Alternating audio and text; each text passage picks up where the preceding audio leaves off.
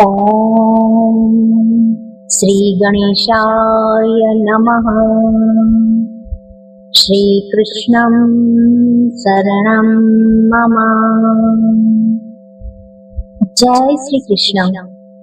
કનૈયાની પ્રિય ગોપીઓ, આપ સૌનું મારી ઓમ ડિવાઇન કથા યુટ્યુબ ચેનલ પર હાર્દિક સ્વાગત છે.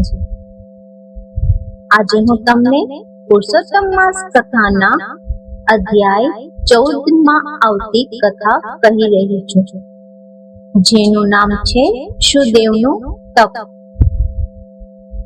રાજા રડધનવા ચિંતામાં બેઠો હતો. એવામાં રામાયણના લેખક આદિકવિ મહર્ષિ વાલ્મીકી ત્યાં આવી ચડ્યા. રાજાએ તેમનું સ્વાગત કરતા કહ્યું, મહર્ષિ, આપના દર્શનથી હું પાવન થયો છું. રાજાનું ચિંતામગ્ન મુખ જોઈને મહર્ષિએ પૂછ્યું, રાજન, તમે કેમ ચિંતાતુર દેખાવ છો? તમને જે ચિંતા હોય તે સુખેથી કહો. રડધનવાએ બનેલી ઘટના કહી સંભળાવી અને બોલ્યો, મહર્ષિ, પોપટ, આ શ્લોકનો અર્થ શો હશે? વાલ્મીકી બોલ્યા, રાજન, પૂર્વ જન્મમાં તું બ્રાહ્મણ હતો અને તારું નામ શુદેવ હતું.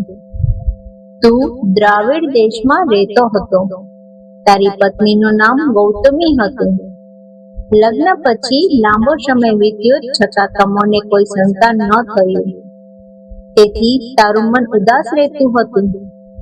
તેથી તારી પત્ની ગૌતમીએ કહ્યું, હે સ્વામી, જ્ઞાનીજનોએ આટલી બધી પુત્ર લાલસા રાખવી જોઈએ નહીં.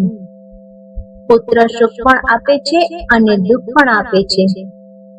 પુત્ર જો સદગુણી હોય તો સુખ આપે છે, પરંતુ જો દુર્ગુણી હોય તો અપાર દુઃખ આપે છે.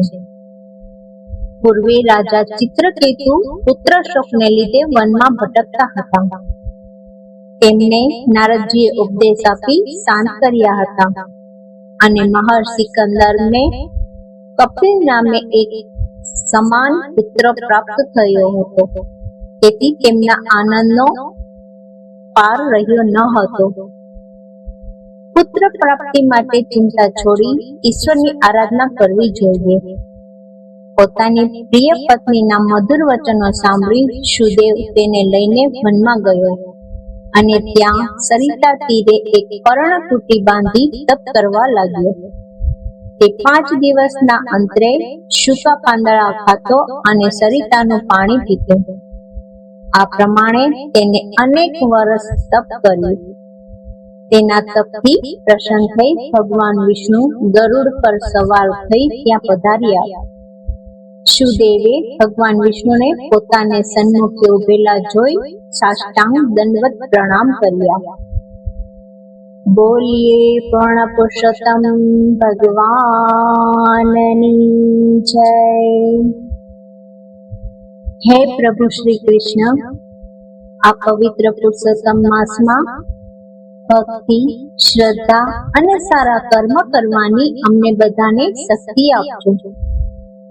જે કોઈ આ કથા શ્રદ્ધાથી સાંભળે કે કરે, તેમના તમામ દુઃખ દૂર થાય અને તેમના જીવનમાં સુખ શાંતિ આવે. જો તમને આવી આધ્યાત્મિક કથાઓ ગમતી હોય તો વિડીયોને લાઈક કરો, મારી ચેનલને સબસ્ક્રાઇબ જરૂર કરજો અને તમારો સાથ અને બ્લેસિંગ મને આપતા રહેજો. અને આ કથાને તમારા પરિવાર અને મિત્રો સાથે શેર કરવાનું ભૂલશો નહીં. તો ફરી મળીએ એક નવી ભક્તિપૂર્ણ કથા સાથે. જય શ્રી કૃષ્ણ.